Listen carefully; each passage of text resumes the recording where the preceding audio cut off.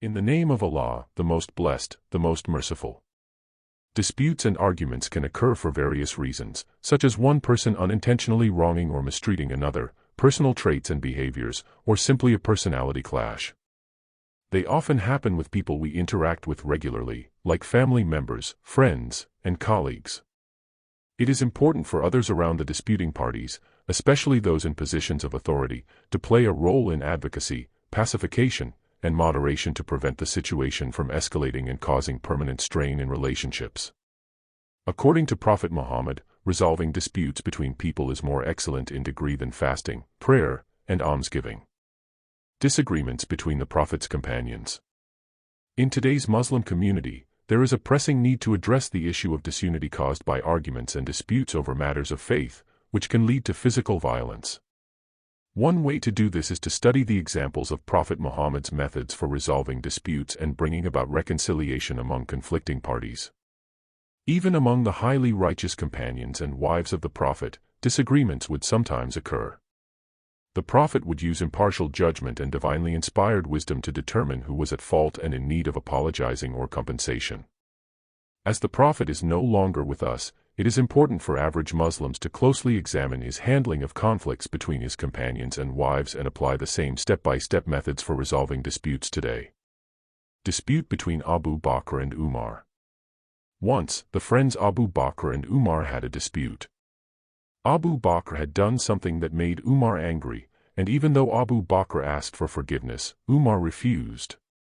Abu Bakr came to the Prophet and his companions, including Abu Darda, and the Prophet saw that Abu Bakr was upset.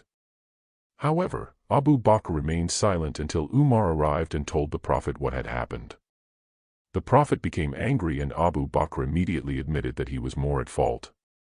The Prophet then used a two-step strategy to encourage Umar to forgive Abu Bakr. First, he reminded everyone of Abu Bakr's loyalty and sincerity to him and to the truth.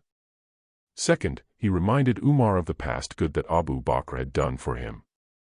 The lesson we can learn from this is that we should forgive those who admit their wrongs and sincerely ask for forgiveness, and that reminding the person who has been wronged of the past good actions of the one who wronged them can help facilitate reconciliation.